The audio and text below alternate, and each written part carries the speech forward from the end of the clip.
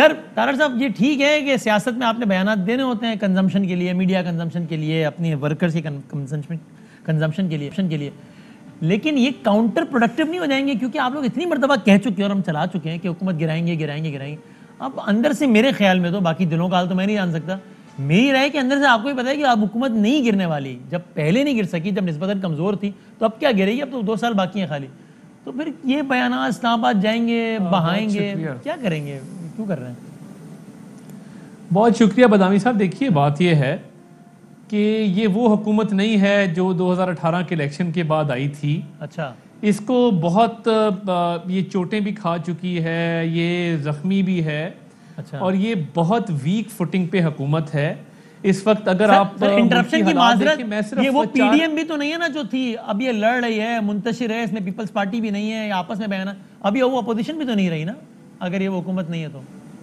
नहीं, मगर आप देखें कि पीपल्स पार्टी के ना होने के बावजूद आप कराची का अगर जलसा देखें तो मुझे तो न्यूट्रल ऑब्जर्वर्स ने वहां पे कहा कि ये बियॉन्ड एक्सपेक्टेशन आपने एक बहुत बड़ा क्राउड जमा किया। उसकी वजह क्या है? अच्छा, उसकी वजह इस मुल्क में मौजूद जो 4 बुनियादी मसाइल हैं, हाँ, गुर्बत है, बेरोजगारी है, महंगाई है और भूख है। आप यकीन मानिए, मैं इधर शो के लिए भी आ रहा था ना, रास्ते में 10 लोग मिलते हैं और उनसे आपका कोई ताल्लुक नहीं है, वो हाथ जोड़ के कहते हैं कि भाई कब जान छुड़ा रहे हो, इनको कब घर भेज रहे हैं, कोई बंदा मुतमईन नहीं है। देखिए, ये जो अवामी उमंगी होती है, इसकी तर्जुमानी किसने करनी है? ये जो एक पब्लिक सेंटिमेंट है, इसको चैनलाइज किसने करना है?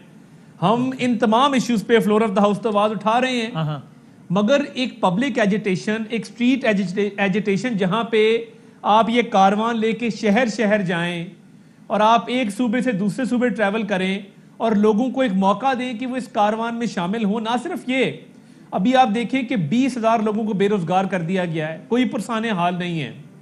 मैं ये समझता हूं कि ये जो बजट भी इस्तीफा आया है पीटीआई की तरफ से, ये इलेक्शन ईयर का बजट है।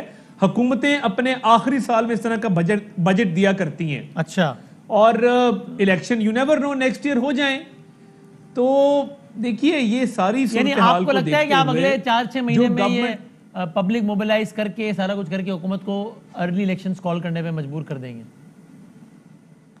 बिल्कुल कर सकते हैं। और दूसरी बात एक और है, देखिए, लास्ट टाइम हम इस्लामाबाद आए थे तो हमने तो नहीं कहा था हमारे से मुज़ाकरात करें। कभी एक सालिस मुकर्रर कर रहे थे, कभी परवेज खटक साहब को कह रहे थे, कभी किसी को कह रहे थे। हुकूमतें हमने भी की हैं।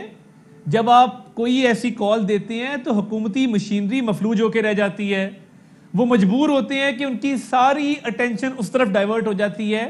हुकूमत की डिलीवरी, हुकूमत की एफिशिएंसी, इनकी तो खैर एफिशिएंसी है कोई नहीं, सर, लेकिन जिन हुकूमतों की एफिशिएंसी वो इफेक्ट होती है। 126 दिन का धरना आपका कुछ नहीं बिगाड़ सका, तो आपका कुछ दिनों का धरना इनका क्या बिगाड़ लेगा?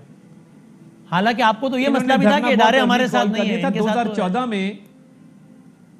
2014 में धरना कॉल करना मैं समझता हूँ सियासी तौर पे गलत मूव थी। आपने हुकूमत अभी मार्जे वजूद में आई है, साथ ही हमने तो देखें, हमारे दौर में पेट्रोल सस्ता था, आटा सस्ता था, चीनी सस्ती थी, अवामी मसाइल नहीं थे, चीनी सदर आ रहे थे, 64 अरब डॉलर की इन्वेस्टमेंट हो रही थी, हालात तो बहुत अच्छे थे, आम पाकिस्तानी बहुत खुशहाल था। हम लैपटॉप बांट रहे थे, ये लंगर बांट रहे हैं। हम लोगों को घर बना के दे रहे थे, ये पनाहगाहों में शिफ्ट कर रहे हैं। बड़ा फर्क है, जमीन आसमान का फर्क है। फिर हम जरा डिस्कशन के बावजूद, ठीक है, ओके, पॉइंट इनिशियल आपका बात आ गई। वो कहते हैं कि गुर्बत से लोग परेशान हैं, पब्लिक मोबिलाइज करेंगे, अर्ली इलेक्शन आपको कॉल करनी पड़ेगी। देखिए बदामी साहब, आपका बहुत शुक्रिया, आपका बड़ा सीरियस शो है। स्टार्ट में तारड़ साहब जो थे वो कराची आए, हमारी मेहमान नवाजी बड़ी मशहूर है, हम दुश्मन को भी बड़ी इज्जत से खाते करते हैं। तो तारड़ साहब आते, खाना वाना हम खिलाते, 4 दिन रह गए, हमें तो बताते ना, हमारे हम दुश्मन नहीं है, हम सियासी मुखालिफ हैं। हाँ, सियासी है, हम दुश्मन नहीं है, जरा दुरुस्त कर लें इस बात। ठीक है, चले मैं आपका वर्ड लेता हूं। देखिए, तारड़ साहब ने कहा कि भूख भी नहीं थी, पेट्रोल भी सस्ता था, आटा भी था, चीनी भी थी, बंगले भी थे, स्कूल भी थी, कॉलेजेस भी थी, सड़कें भी थी, पाकिस्तान खुशहाल ही खुशहाल था, दूध की नहरें बहाई जा रही थी। और मोदी भी डर के बैठा हुआ था नवाज शरीफ साहब के दौर में। लेकिन इतना सब कुछ करने के बाद नवाज शरीफ इश्तिहारी, नवाज शरीफ मुल्क से फरार, वहाँ पनाह मांग रहे हैं। यहाँ की पनाहगाह हमने क्यों खोली है भाई? हमने तो दर्द से खोली है, गरीब की मसले जिसके पास छत नहीं उसके लिए खोली। हमें क्या पता था हमारे मुंतखब 3 दफ़ा के एक्स वजीर आज़म को भी पनाह लेनी पड़ेगी यूके में, वहाँ रिजेक्ट हो गए, वहाँ अपील में जा रहे हैं, मिन्नतें समाज करें, पनाह गए और बड़ी बना देंगे, जाती उमरा के साथ बना देंगे, वैसे ही कोई शैंडलेर लगा देंगे, कोई प्रॉब्लम नहीं है। सब कुछ करने के बाद ये सब मुल्क से निकल गए।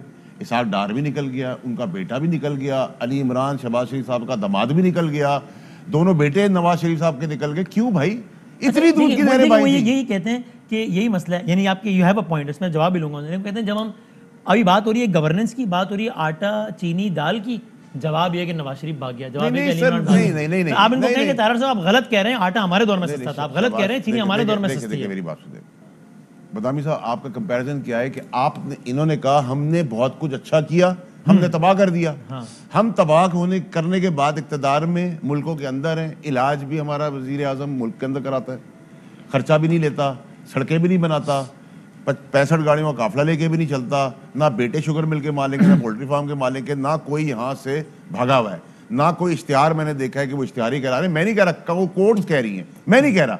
फिर आप जब यहाँ से इलाज के गर्ज से जाते हैं, उस गर्ज के अंदर आपका इलाज के बाद आप वहाँ रिजेक्ट होते हैं आपका वीजा, और आप अपील में जाते हैं तो पनाह मांगी आपने एक मुल्क में।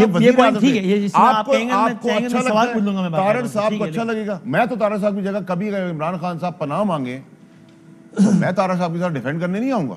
आप पार्टी छोड़ देंगे? मैं पार्टी नहीं छोड़ूंगा, मैं उस शख्स के पीछे जाऊंगा जिसने लीडर बन के सब पूरी कौम को बेवकूफ बनाया, हमें एज वर्कर बेवकूफ बनाया, और मुल्क से पनाह लेने के लिए दूसरी तीसरी दफा चला गया। पहले सऊदी अरेबिया गए, उसके बाद अभी चले गए, और अब पनाह मांगी है। मुल्क का किस शर्म के साथ आप बोलेंगे कि हमारा, देखिए ना, वजीर आजम हमें पसंद हो ना पसंद हो, इनको इमरान खान साहब नहीं पसंद, वजीर आजम है। नवाज शरीफ साहब भी 3 दफा के वजीर, कंधे पे लोगों ने बिठाया था। अब इधर आप एक मिनट, ये पॉइंट आ गया, इसके मैं जवाब ले लूंगा। एक मिनट नहीं, आप गवर्नेंस से भी तो आए ना, मेरी बात, आप बेहतर गवर्न कर रहे हैं। मेरी बात सुनिए सर, मैं आपको गिनवाना शुरू करता हूँ।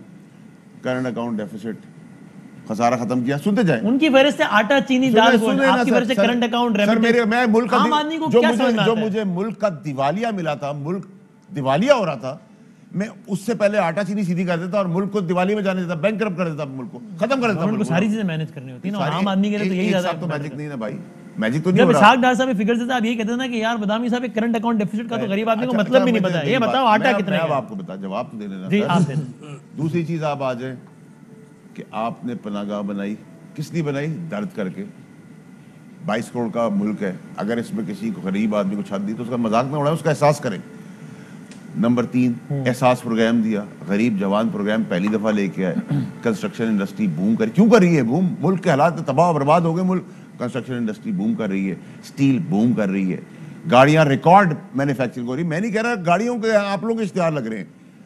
उसके बाद आप आ जाए मोटरसाइकिलें भी, ठीक है, बैन अवी तौर पर आपका मुल्क कहाँ खड़ा है? डू मोर के नारे की बजाय आपने पहली दफा कहा डू मोर करें। कश्मीर के मुद्दे पे आप खड़े हुए, मजहब की तशरीह आपने राइटली की। मुझे आप बताएं, मैं पूरी रात कर दूंगा गिना गिना के कि मेरी हुकूमत ने क्या किया। आपके ख्याल में ये सारे आज ज्यादा मुतमईन है कल के मुकाबले में आम आदमी? अहम तरीन खबरें अब एक क्लिक की दूरी पर। आपके पसंदीदा टॉक शोज हों या अहम मुल्की या गैर मुल्की शख्सियात की न्यूज कॉन्फ्रेंसेस, हर लम्हा बाखबर रहने के लिए सब्सक्राइब करें हमारा YouTube चैनल। मौसम की सूरत हाल हो या खेल के मैदान से खबरें, अपने मोबाइल फोन से मुल्की और बैनुल अक़वामी अहम खबरों तक रसाई के लिए डाउनलोड कीजिए मोबाइल ऐप। बावसूख ज़राए से मुसद्दिका खबरों, तज्ज़ियों और तबसरों से मुस्तफीद होने के लिए विजिट कीजिए पाकिस्तान की सबसे बड़ी न्यूज वेबसाइट www.arvynews.tv। इन सब के अलावा पाकिस्तान का सबसे बड़ा फेसबुक पेज हो, सबसे बड़ा न्यूज इंस्टाग्राम अकाउंट या फिर ट्विटर, ARY न्यूज पहुंचा रहा है खबरें सबसे पहले आप तक, ताकि आप रहें हर लम्हा बाखबर।